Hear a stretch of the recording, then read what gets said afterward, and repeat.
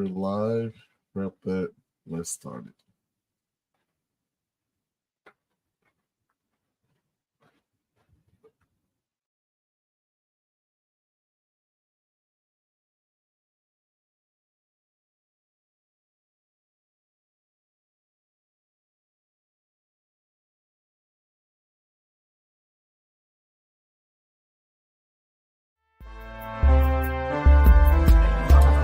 This morning, a violent weather outbreak bringing tornadoes to Florida's Atlantic coast.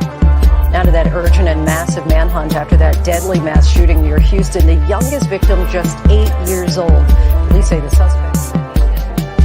International High School of New Orleans is making quite an impression on the college admission.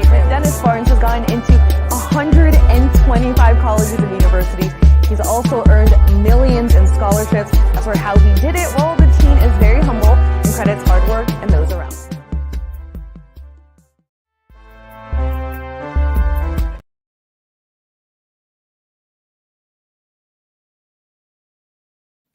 Of course, I have the intro looped and the microphone muted, but we are live.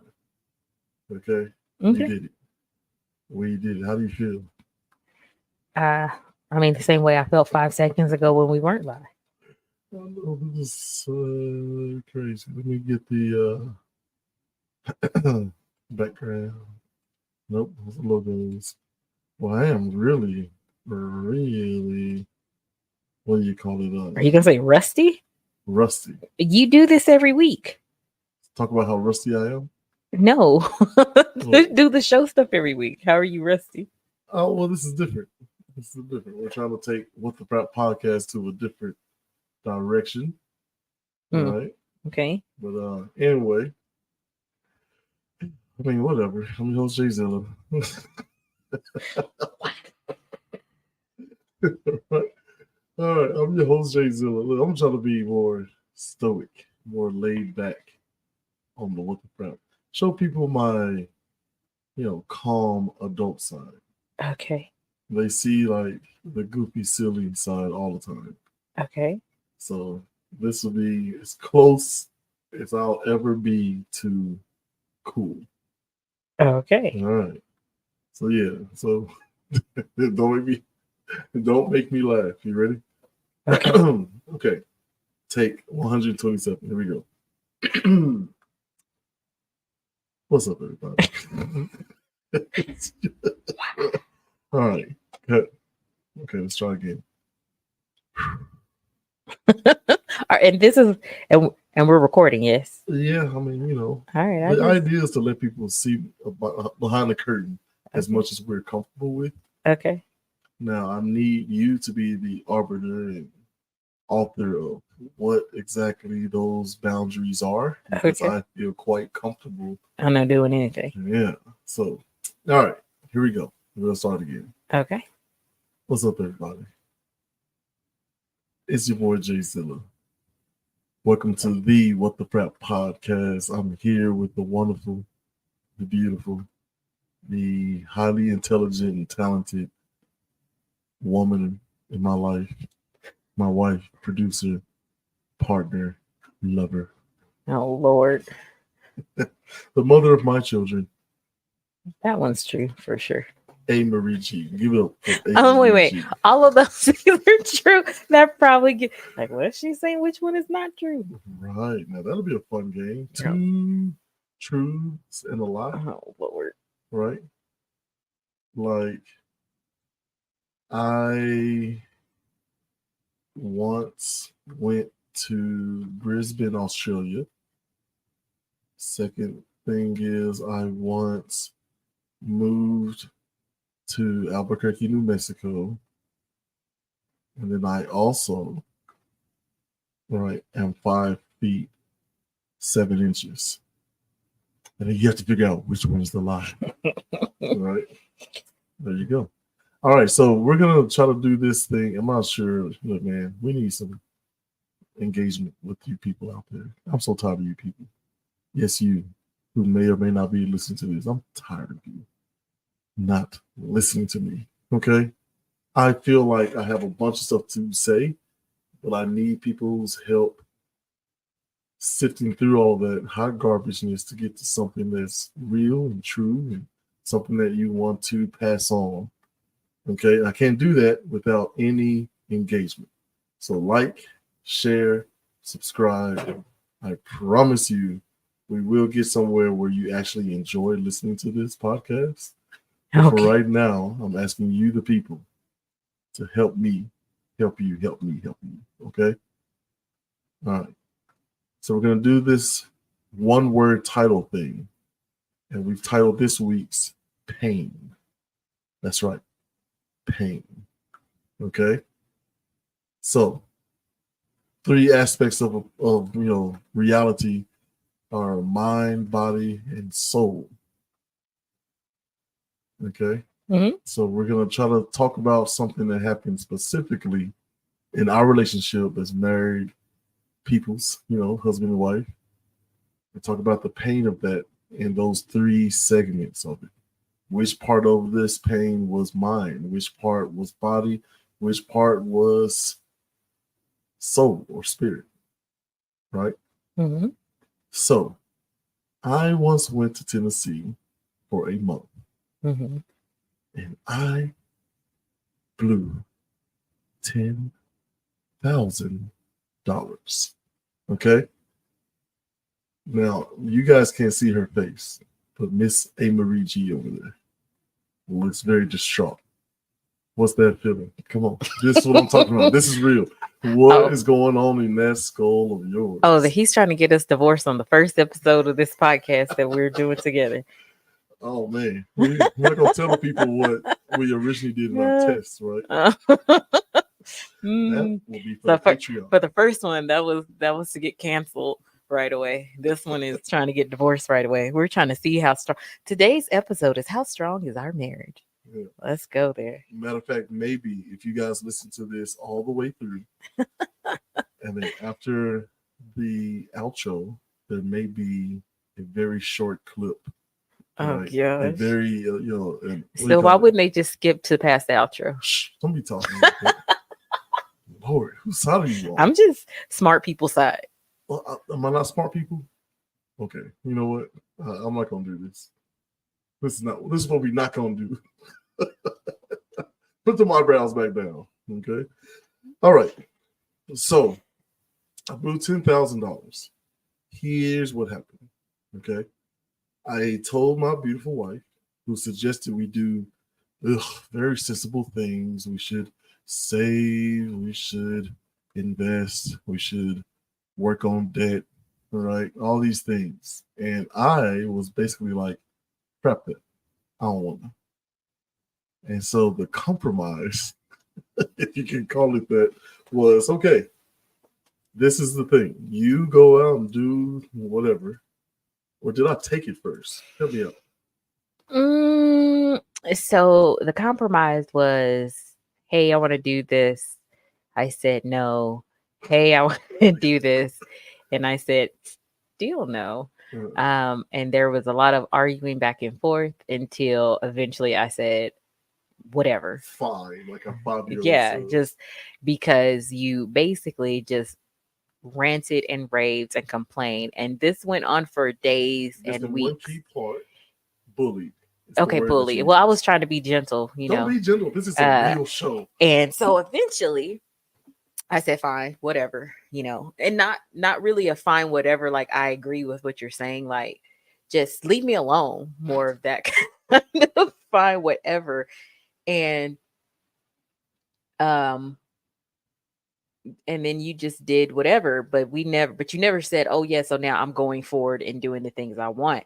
It was just, there was money and then there was no money. And so then when I started asking you, I feel like I asked you, hey, where's this money? You said, oh, I spent it. And then there was no, I spent it on XYZ. There was no explanation. So there were like little things that had shown up at the house that I was like, why do we have a switch? Like, why do we have, where is all these things coming from? And it hadn't occurred to me, like, okay, so I'm doing the math in my head and I'm like, okay, well, I know whereabouts these things cost. There's still a lot of money missing. And it wasn't for months and months later that the confession happened of what happened to said The money. shame Yeah. and all. Tell me about the pain you felt upon slowly realizing what your wonderful, handsome, well-meaning, very sorry husband. So weirdly, the first place it wasn't pain, it was rage. It was literal rage. Like if it was the kind of rage that I assume people feel that precursor murder. There was a lot of rage. Huge on There was a lot of disappointment, but at that point in time, I still did not know where the money had been spent. So there was I guess the closest thing I would say to pain at that moment would be just feeling disregarded. Like my opinions, my feelings, my wants, my thoughts on it were just kind of disregarded. I think pain, like things that actually just really just make me question things, like strongly question things, came later when the confession happened of where the money went. These are my confessions. Oh Lord. I mean, now don't get me wrong. When you sing that song, I'm glad it wasn't that confession, because there would have been murder. Murder, she wrote. Oh, it almost ushering like, okay, I had a little too much fun in Tennessee. We talked about a lot of stuff, but I didn't listen to anything. And anyway, long story short, I got this girl pregnant. So you were happy that it wasn't that kind of thing. I mean, as I'm thinking about it at this moment, sure, because this is, so so the pain that you felt was more along the lines of betrayal. Like, talk to me about. So what was the again, pain? that came later because. So first, wrath, which I looked up the definition of it: violent, uncontrollable anger. Well, I said rage. You said rage. Oh no, sorry. It literally is on my screen. Rage, violent, uncontrollable anger. Yes. Yeah. Except for I'm a relatively self-controlled person, so there was no violence. Even though I think many of people, when they hear what went down, will say, should have been violence. Should have been violence. So what went down? So you tell the people what went down. Don't put that on me. Like, honestly, nope. Guys, I'm more of it's okay for you start children out there. I'm a Sagittarius. So I've been told that a lot of my personality traits or quirks, if you will, are very in line with what Sagittarius what is it? How do you say it? Astrology? Astrology. Sagittarius astrology has said that if they were born under this star with these alignments of the moons and the planets. This sounds like such an avoidance tactic. Just get to the point, sir. I'm saying Sagittarius, like, because I'm a Christian, so we keep it very simple. Okay, then keep it simple, sir. Okay, all right, well, fine. I'm a Christian. I'm a person who did not listen to good guidance and all that stuff. Wait, what are we talking about? You're supposed to be saying what happened to said money. Oh, okay. So it started off cool, right? I was doing little bitty deeds around the place. I, in my mind, set aside different sections for this $10,000. A huge chunk of it initially was going to be to buy my mother a car. And then, you know, me being petty at the time, didn't like some conversations, and I was like, crap, and I ain't buying nothing. Right. Look at his face. Listen, we're okay. We're okay.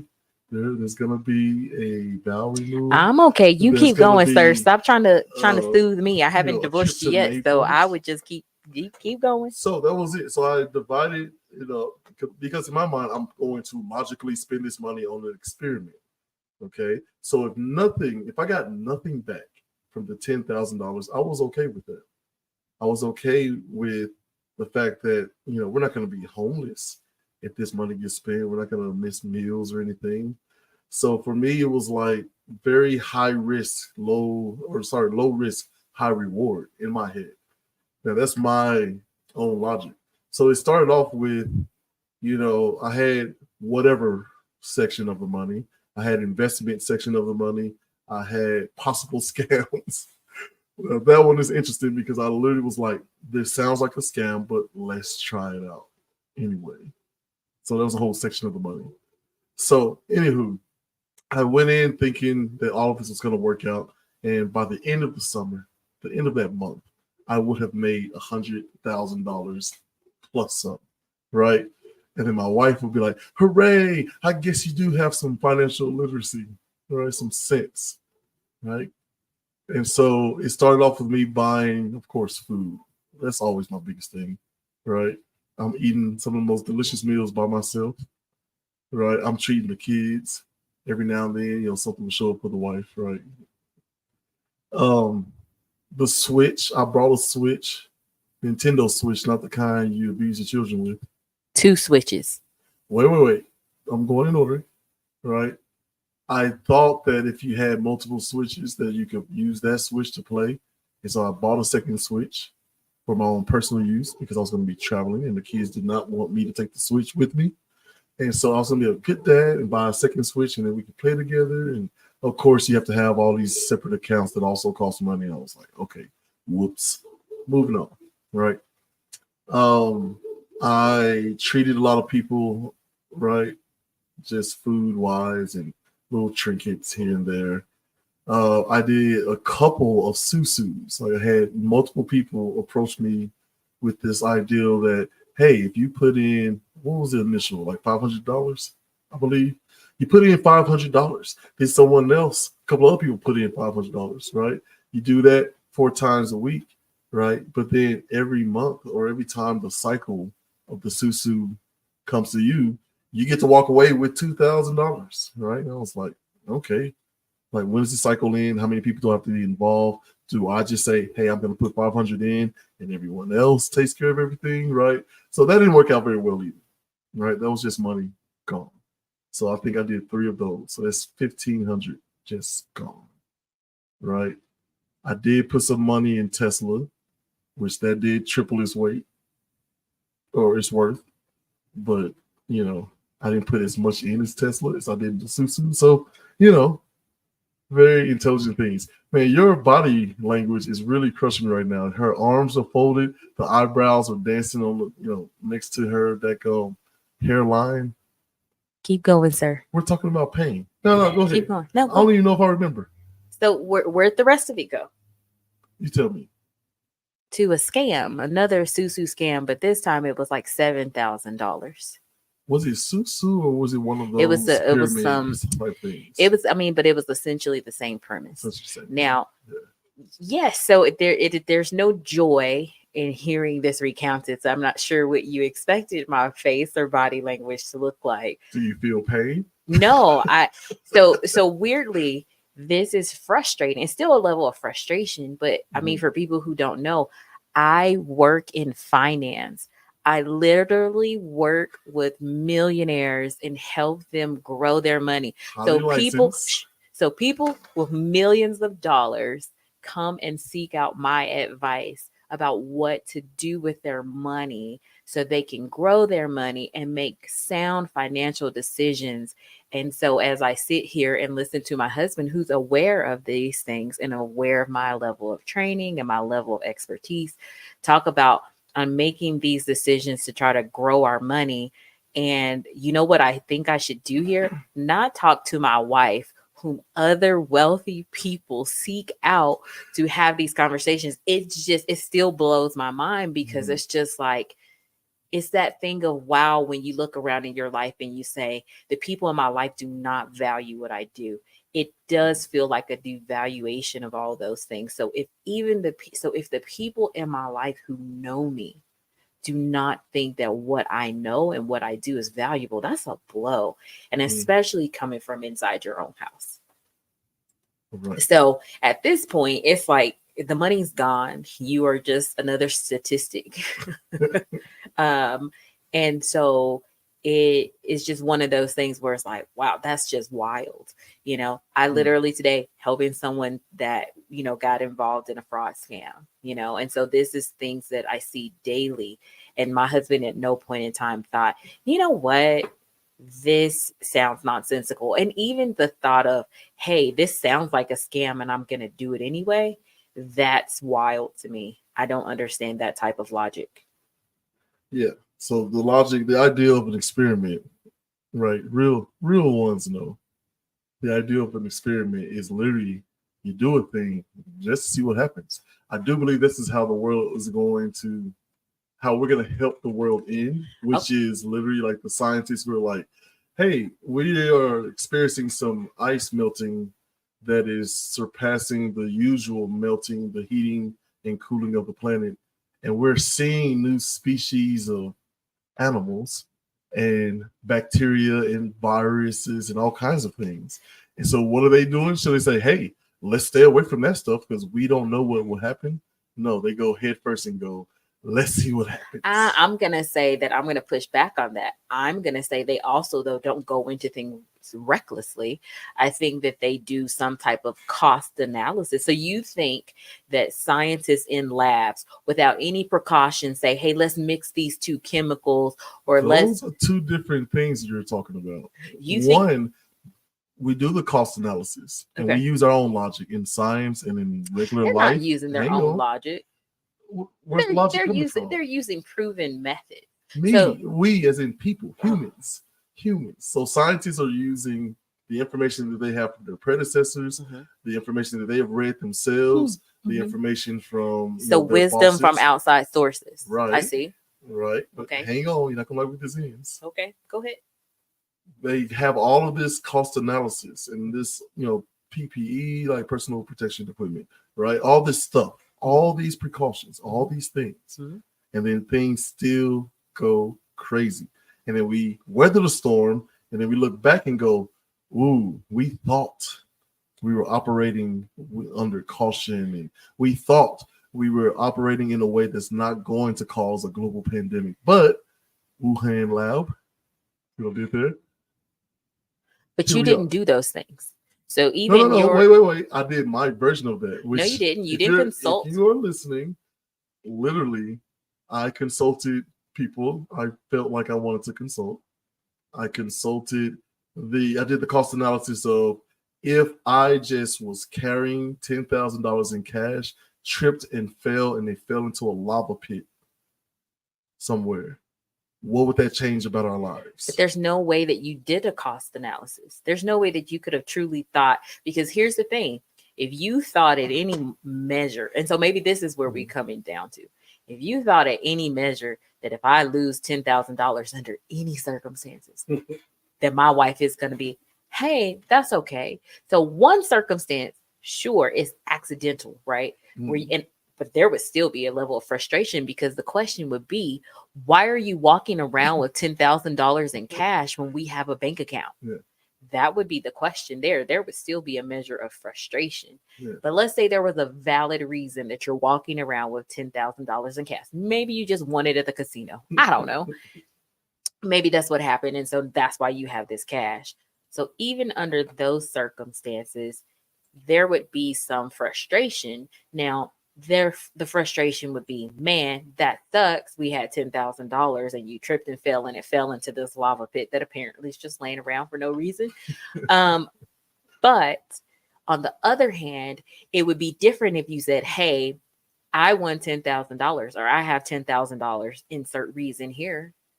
And then I walked over to a lava pit and I dropped it in dollar for dollar to see what would happen, just to see what would happen. And then my thought would be, oh, you must mean when you say see what would happen is what's going to see what would happen between us. Because clearly, you know the end result of what's going to happen to the money is going to be, it's gone. Well, I do now. What you did not consider is where that would leave you and I. Well, right. But but this is what I'm saying with scientists too. Or we've made all the precautions. Everything is totally safe. There's nothing to worry about. We're going to run these experiments, whatever. And then 30-year study done after that shows that hey, actually you exploding those bombs even in a test out in the ocean and in the deserts of New Mexico still have some implications upon all these different biodomes and people, and 9-year-old girls having quadruple double D breasts, all of this stuff. We don't think about this stuff. Right. But that is why then there are all these laws and regulations and stringent things that are supposed to be done. But even that we're always operating under a very limited amount of, I would say, wisdom. But you had data. I You did have just data. chose to disregard the data. Well, I thought I could game the system. Yeah, well, but let's call it what it was. You disregarded the information that you were aware of because you, for whatever reason, whether you acknowledge this or not, were going to prove me wrong. Well, And I don't know if never- it was a prove you and- wrong thing. It and- was I wanted to see if any of this landed. And here's what I did know. Okay, here's the dumb part. Because what the experiment did render. Because again, my cost analysis was simple. If I lost the entire $10,000 and had nothing to show for it, right? Like I'm okay with that. Now, But here's what I did have to show for it. We still have the switch. We still have the experiences of the dinners and the spending. and now I'm going to tell you what we don't have.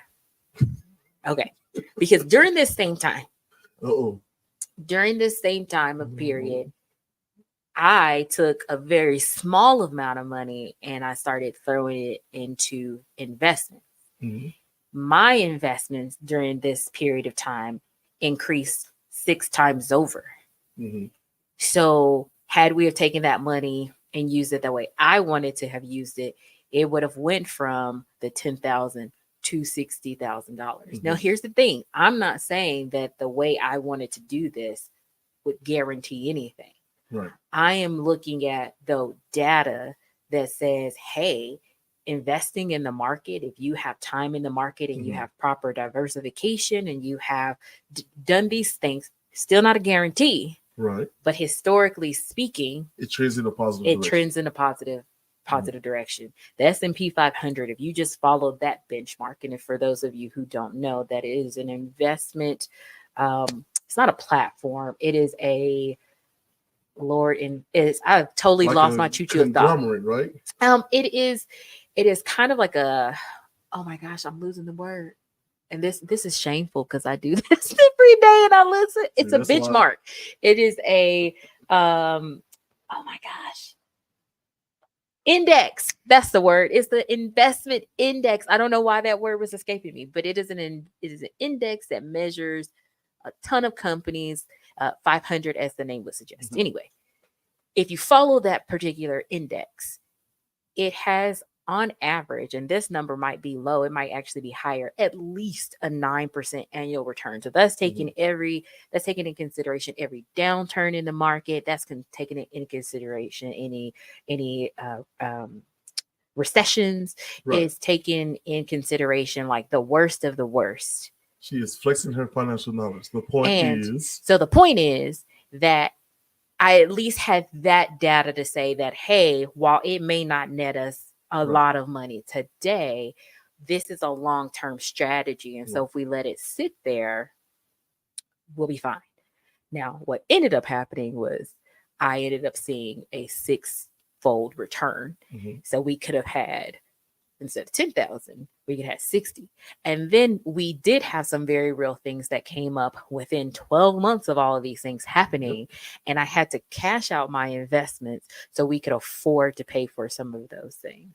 And that is what I was talking about. Like, hey, had that money have just been sitting there doing what we wanted it to do, then those things wouldn't have happened, because you can never foresee what you can't foresee. Right. You there's just no way to quantify. So what she has done is laid out a very clear structure in which we should have done, utilizing her expertise. Now, this isn't my expertise, though. No, hey, let me finish. Her expertise, her licensing, her training, that is off the backs of many other centuries of financial data. At least a century. Yeah. No, like all the way back. There are absolutely examples in around 10,000 BC of people saying, hey, you don't have the actual stake yet, but I'm going to trust that you're going to have the stake later, and then I'm going to go ahead and help you with your hut. But I'm talking about since it's been measured. Well, I got you. But measured as a whole, and that data being collected and kept as a record. Sure. What I'm saying, these things, the sense has been around for a long time. So I was on, I don't know, another planet of goals here, right? Because we were having all these issues where, for whatever reason, I know my wife is brilliant. I know what she does, Like she should absolutely. What usually works for us is whatever money I bring in, I just give it to her, and she combines with the money that she brings in, and then magic happens. I magically get every meal I want, the house that I want, the equipment for this podcast. Things just magically appear, and I was very comfortable with that. And then I don't know if it was around the pandemic or it was definitely after, right? Where I was having all of these like emotional, mental health things happening, right? This phenomena of like, man, I'm a man, I should be a provider, should be this and that. So even if I were to risk financially hurting our family, this sounds so awful to even say out loud, right? The ideal that as a man, I went for it. Whatever reason that was hidden, scratching some sort of, man itch, right? As a man, I make decisions with $10,000.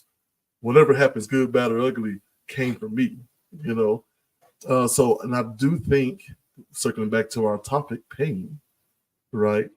The pain of having too much put on you too young, the pain of not being taught how to properly handle finances, the pain of, government switching how we view husband and wife and family and all those things, right? We watched Dr. Kwanzaa, I believe his name is. Sorry if I'm messing it up.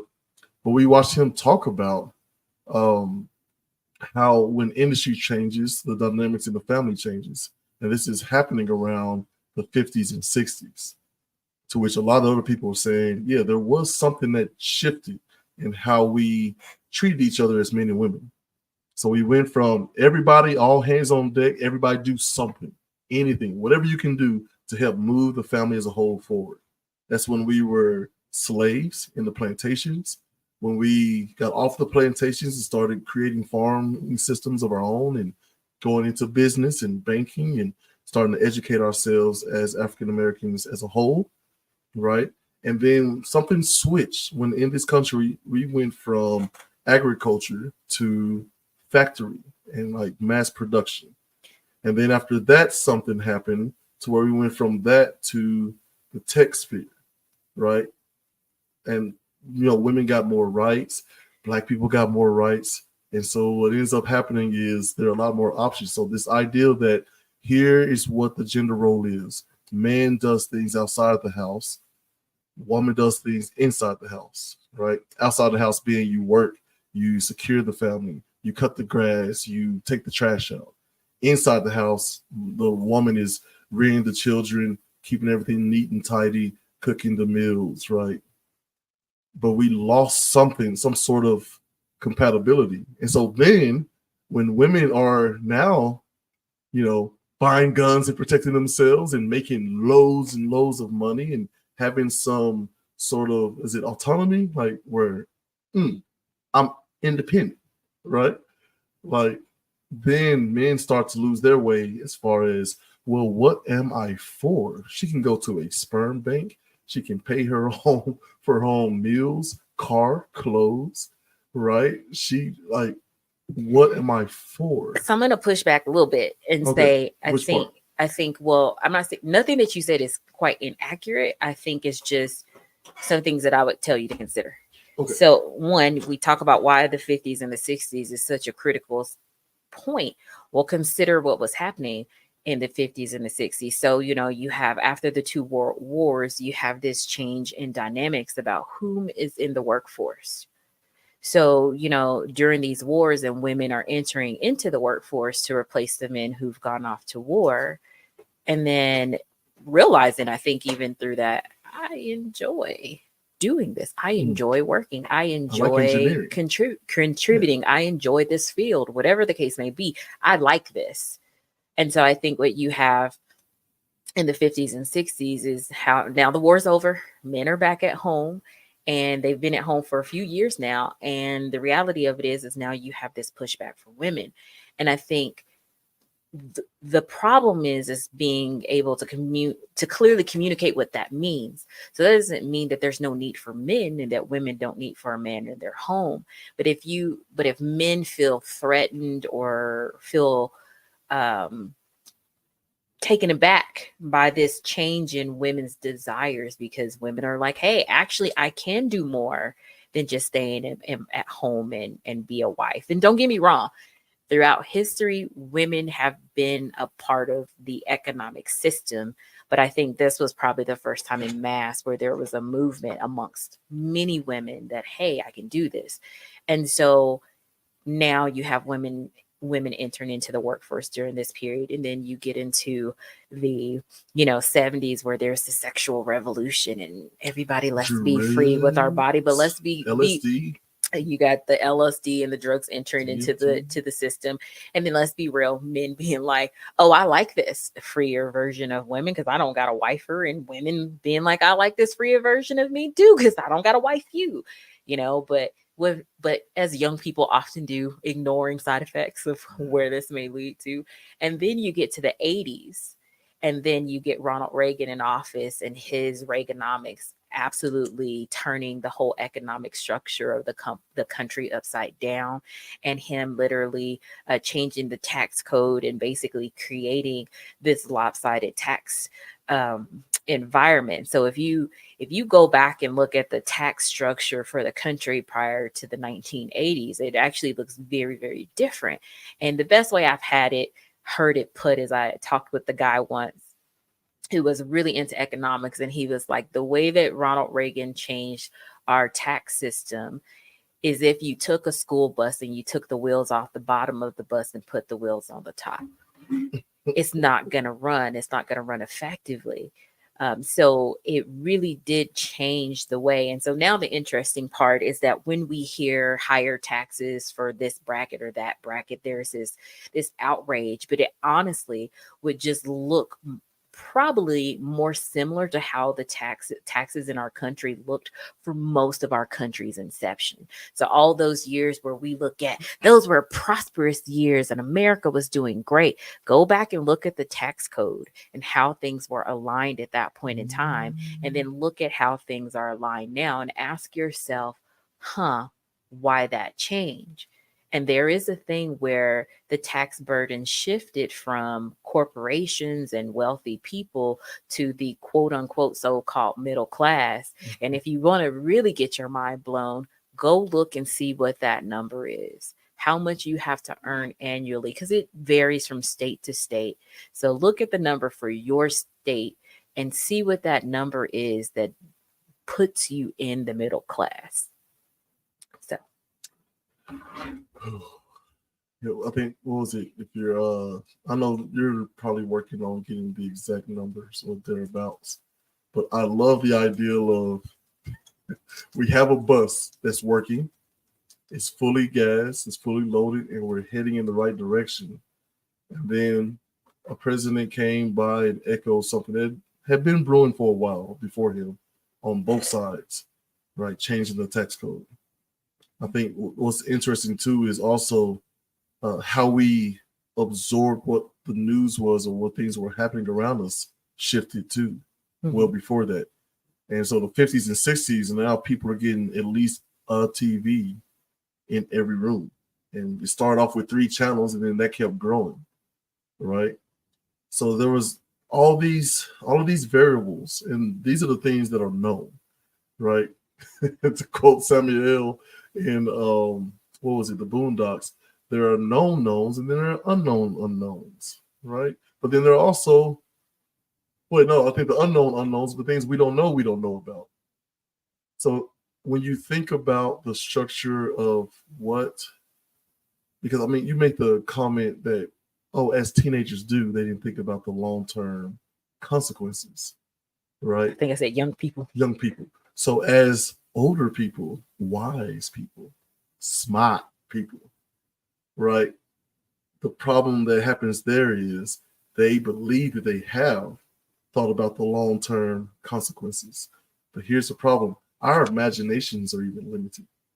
Well, but I don't necessarily mean on a large scale. I'm just saying, so individually speaking. Yes. So even if you're just taking yourself into consideration. So the only thing I would say, the difference between a young person making decisions, and I don't even necessarily mean decisions, like the difference, the way I'm, I guess, laying this out. So when I'm talking about a young person versus a older person, I think a younger person approaches things with almost the idea that there are no consequences.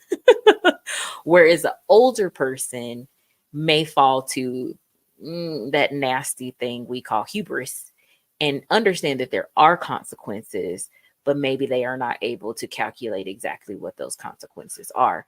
So the only difference that we have between an older person and younger person is that if you've lived longer, you've typically had to deal with or reckon with some of the consequences of your previous choices. Right. Whereas if you're younger and you're just now getting to that stage in life where you get to make choices, well, every choice I've made before has worked out fine. Remember that time we decided to jump off the bridge? I didn't die. Yeah, we just landed in the water, had a great time. You know, your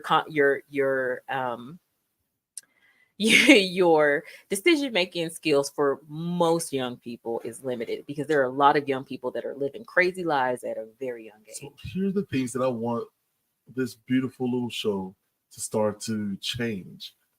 That line of thinking to me is bollocks, as our cousins across the pond say. What's bollocks? The idea that young versus old is wisdom. Wisdom. I didn't say They're that. different. You say young folks because oftentimes they have not been able to. I said they often. Hang on. Okay. I'm going to say the thing, and you tell me whether or not I got it right or not before we move forward. So young people, oftentimes they make a decision, and it's a very short-sighted, quick thing that happens that either positively or negatively reinforces the likelihood of them repeating that same action. Versus older people who are like, if I vote for this guy, I'm going to live long enough to see the consequences or the rewards of my decisions then because of the length of time that I've been alive. Like it's just the same pattern over and over, but I've gotten to do this pattern more than a younger person, just by sheer number. There's blank. No, that's not what I was saying. So what'd you say? So what I'm saying is that whereas a younger person, you don't necessarily have a scale for the consequences. So I guess that's maybe what I'm saying. And as an older person, in some things you may absolutely have a scale. Now, whether or not you apply wisdom and understand that, hey, I'm only going to have a scale for things that I actually have data for, right? And you have the wisdom to say, hey, I don't have a scale for these things that are unknown, right? Because that's just the reality of it is. If you're encountering something for the first time that you've never encountered, all you can do is a guesstimation, right? Yeah, but I think what we're missing is experience is just it's just a third of wisdom. Sure. Right. So it's experience, good judgment, and knowledge. And so most likely a younger person, this is what I can agree with.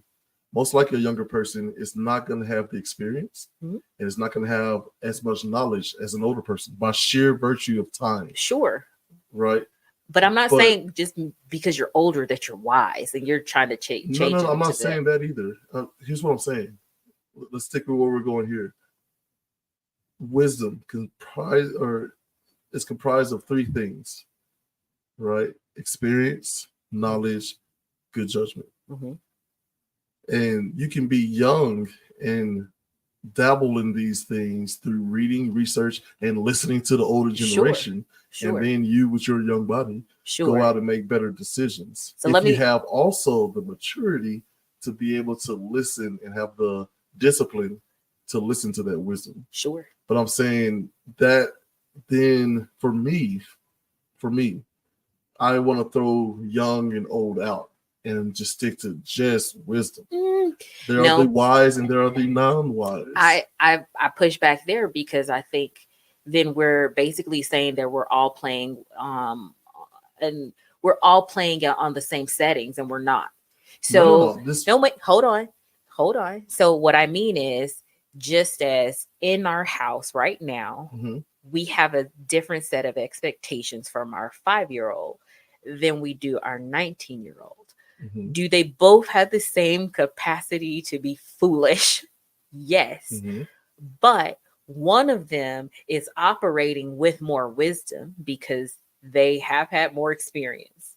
They've had more information. Mhm. Now, what we're talking about is that final component of whether or not they're going to enact good judgment. And so we're hoping that as parents that we have instilled in them some measure of discernment that allows them to then make good judgment based But this decisions. transcends age. But we wouldn't.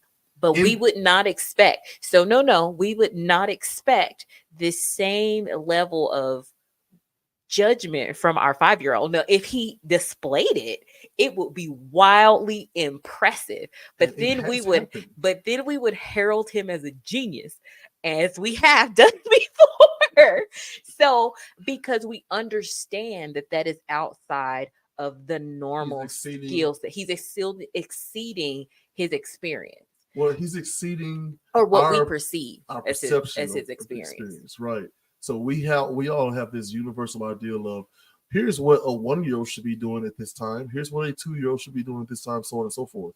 And we do have this sliding scale of like, hey man, this person can read and walk at 1. That's outside of the norm, right? Where's this 1-year-old at? Prodigy, huh? I need to meet this kid. Yeah, well, I mean, listen. I don't even know how to reply to this. I've got no retort, right? I want you to Google, right? Give yourself something to do here. Google I already have something up. The 1-year-old guy. Well, this is what multiple tabs are for.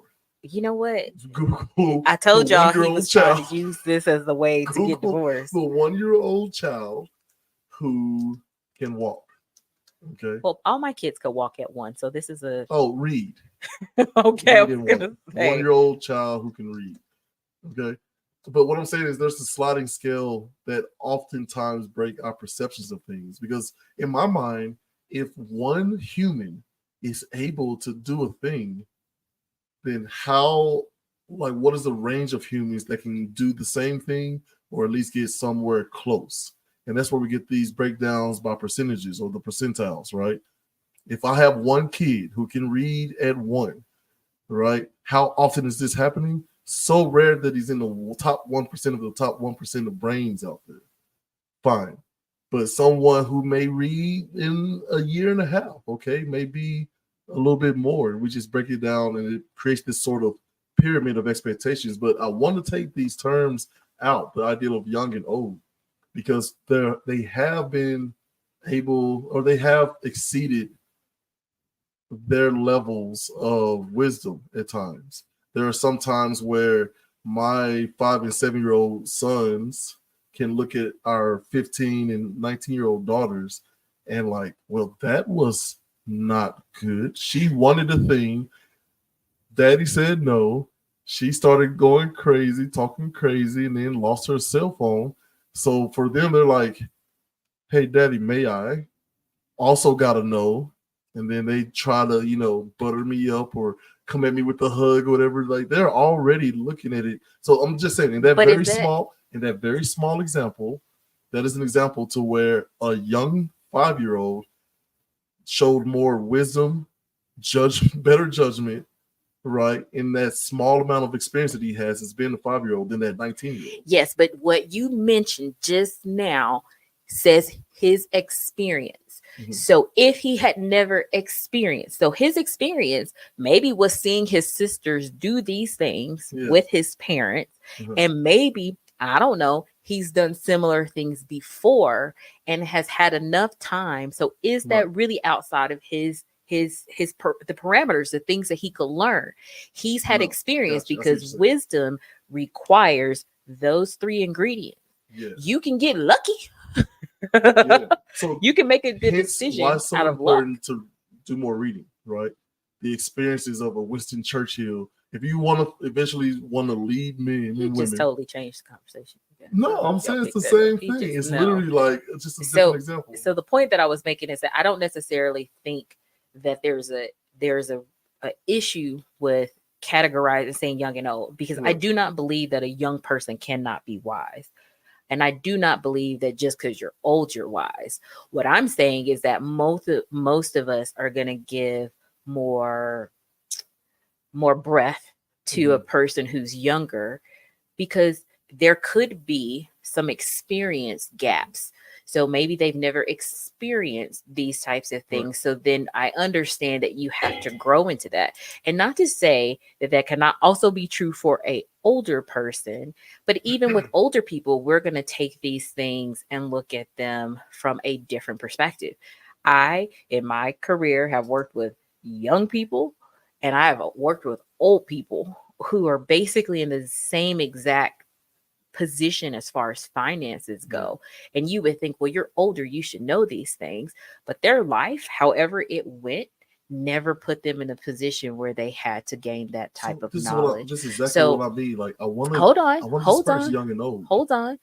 However, there are greater consequences for them, right, on this end, because they didn't look at those things. The reason I say youth is because it is a scale. And young and old is just a measurement tool. It's not to say that it's not a I don't know. I feel like we're using it as a derogatory to say young or old. It's not a demerit system. It's just literally a scale, young and old. Just like in our house, we look at our kids and their age, it does set some type of scale. We've said it often. Hey, sometimes I have to remind myself this dude is 7 or that this dude is 5. We don't usually have those issues with the big people. We know exactly how old they are, where they should be. But we do have to remind ourselves that they're 5 and 7. And if there's not a sliding scale, why do we do that? Fair enough. So it's the amount of experience and capabilities, the will versus the skill, right? I guess what I'm trying to say is, I don't know what I'm trying to say. So we'll skip it. I like that. So I want to talk more about the idea of the $10,000. For me, what that was me paying for some deep therapeutic session. And what I wanted to get out of that is, like, I want to actually touch the stove to see if it's hot. My wife, who builds stoves for a living and also is an expert in physics and understands kinetic energy and all these things, is telling me, don't touch the stove. It's hot. Sometimes you have to do that yourself. And I found an opportunity where I could do this. And in my mind, if it goes terribly wrong, like, us as a family, Which it did, will be okay, which we are. Yes or no? Are we okay? You didn't divorce me, right? Yet. I was totally about to hit with the yeah. Right. So, like, there's no divorce. He made it one more We're week. not on the streets. We're not without food. We're not without a lot of things. Now, there are some things that, 60,000 from 10,000 would have been nice, even in this part. And there's a lot of frustration because of my decision then. It still affects me now. But for me, that knowing that the stove is hot through my own experience, for whatever reason, I think he act like he was never broke before. He act like he had never made a bad decision and been broke before. How many times you need to burn your hand on the stove? How many times? How many times, guys? How many times do you burn your hand on the stove before you're like, man, I ain't even gonna say what I was gonna say because it wasn't gonna be godly or Christian like. So I'm gonna circle back to a conversation we talked about middle class, because people, when they think the term middle class, they think we're talking about people who make 6 figures or whatever. So when the government's like the middle class is, so I want you to know what the middle class is so you can understand when they talk about the middle class is being squeezed. Are you one of them that's being squeezed? So if we just say across the US as an average, and I like how they do this because if you take the average, it brings the numbers up. So the average income you have to make to be considered middle class on average in the United States is $52,000 to $155,000. Okay. Now, while that sounds like some people are like, well, that's not bad. That's doable. If we look at the lowest number, which comes from the state of Mississippi, you have to make just $35,142 to be considered middle class. Now, understand also, they are not talking about what you actually take home. They are talking about your gross pay. So if you are a family of 4 and your income between you and your spouse is $35,142, you are middle class. That's less than $3,000 a month that you're making. And again, that is before taxes. Yeah. And so the number I pulled up, just to throw a little more Oof. oxygen on, is, did you know that the average monthly cost of living in the United States is between $2,500, that's $2,500, and $3,500, depending on your location and lifestyle. This includes housing, food, transportation, healthcare, taxes, and other expenses. So the cost of living, right, has to, I mean, when you put together the cost of living, the average earnings of Americans, right, and what we're considering middle class and, you know, the top 1% of the top 1%, like, along with, like, what is the poverty line? Where's the poverty line at? Let me just say this. This has nothing, I mean, this has something to do with what we're saying right now. But this has nothing to do with what we're saying right now. But I'm so jealous of people that can live on $2,500 a month. Oh, if we could live on $2,500 a month, I would just have my DoorDash job. Like, set aside podcasting, set aside what you make from, you know, working at the bank. Like, I could just DoorDash and take care of the house, food, transportation, healthcare, taxes, and everything.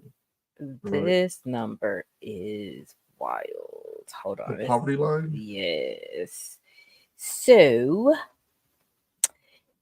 for a family of 4 to be above the poverty line in 2024, you have to make a whopping $31,200. I am sure most people making $31,201 would beg to differ. Is this per year? This is your annual income. Annual income for 4 people. Say that again. $31,200. Now, the cost of living on average, if it was, let's say, on the low end, right? Low end at $2,500, right? That's $30,000 a year. You got $1,200, y'all. Good job. So that's after everything is paid for, like, so yeah, less than $2,000. So that's 2 adults, I'm assuming, and 2 kids. Yeah. All right, so that's the first episode this season with What the Frap podcast. Any final words or any, like, what the Frap is going on? We need to start utilizing. Okay, we named the show What the Frap, so we can say what the Frap this and what the Frap. Well, because all this stuff makes you say what the Frap. What the Frap, right? So what the Frap is going on? Why the Frap? Who the Frap did it? Right? But we do want to, like, what's one thing you can tell the people out there who are listening to all this and thinking, all right, well, nihilism for me. I guess I better rob a bank. So look, please don't. Well, now that you dropped this on me, I mean, Jesus is the answer. I don't know. Jesus is definitely the answer. Which, if you think about it, the ultimate wisdom, right? He's got the ultimate good judgment, the ultimate experience, and the ultimate knowledge, right? So if you fall, if you're considered wise, even the people in the Bible were considered wise, are the people who studied and read the scriptures and tried to do what they said to do. So I think the best advice I could give people, just taking besides Jesus, taking in our own personal situation that we talked about with the 10,000, is we could have benefited from bringing in a third party who's neutral. Because I know what you're thinking. Well, everybody that we would have talked to would have been on your team solely because they know you. She's in finance, but I think had we have, one, sat down ourselves and tried to find a compromise. And then 2, if we were not able to find a compromise ourselves, being willing to have someone else settle the argument for us. And I think that can be important because both people, because at some point in time we have to agree to what's happening. And I think that's where the issue came from. It's like we weren't agreeing to go in the same direction. So we're agreeing to go in the same direction and things go left. Well, we agreed to do this. So it's not me against you, or you did this and I didn't like it, or I did this and you didn't like it. No, we agreed to go this way. So when we do course correction, we agree to course correct together. And so therefore we're able to support each other. But if we are at odds, now it does put you in a position where we are now on two different enemy sides of a line, and that is never helpful in a marriage. It is not sustainable. It is not ideal, and it can breed later, right? Because distrust is a marriage killer, and it's by the grace of God that we somehow got through that. Because I'm not gonna lie, and I'm sexy. I was mad. And I was like, and he will tell you like, okay. Because I'm the kind of person, I believe that I decided trust until trust is broken. Tell me, And I for me, want that you was the trust to broken. nod. Don't say it into the mic. Just nod. Well, actually, hold on. Because I have to ask the question. Let's see. I'm gonna put in a little chat over here, a private chat. Wouldn't y'all like to know? Hey, maybe sign up for Patreon. Maybe we'll release some of these transcripts. This guy. I actually have to get a Patreon and do it. Like, I feel like we need to steal from Bomani Jones. This is my way of crediting him without crediting him. Still get the whole music. What were they saying? Anything? Ooh, yeah. You know, I feel like, don't you have a show that's supposed to be happening right now? Oh, I've been communicating with them, and I've already. And funny enough, the person I was supposed to be, because we're recording this on Saturday, and I'm supposed to be recording another episode with someone else, and this was getting so good to me. Okay? Oh Lord! Then I was like, "Hey, can we reschedule?" See, because I'm smooth like that. You didn't even notice I was over here texting all kinds of people. Yeah. Oh, can we talk about divorce? Okay, I did that clumsily. Hang on, folks. I'm just gonna pause the show. It's gonna sound like it wasn't paused for you. I'm gonna pause the recording real quick. And we are back. All right, so I'm gonna put it. Here's exactly what I asked her. I said, "Can we talk about the time when you came in a room and you very calmly, very judiciously, very business ladylike, right? Said, okay, so I've made up my mind. We're getting a divorce, and here's what we're gonna do." Like a plan, like she had it. And look, wait, say exactly what you said. Matter of fact, we'll see y'all next week. If you want to hear about my beautiful wife calmly coming in and explaining to me very simply that we're getting a divorce. Love y'all. See you next time. Go to Studio GW. Go to studiogwb.com and buy something. That gummit. And if you don't want to do that, that's fine. You can do this share, like, and subscribe thing for free. Wait a minute, hang on. For free. That work? Okay, I don't have my headphones on. Sure. All right. All right, peace. Get the frap out of here.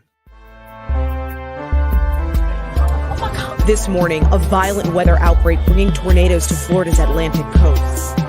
Now to that urgent and massive manhunt after that deadly mass shooting near Houston. The youngest victim, just 8 years old. Police say the suspect. International High School of New Orleans is making quite an impression on the college admission. Dennis Barnes has gone into 125 colleges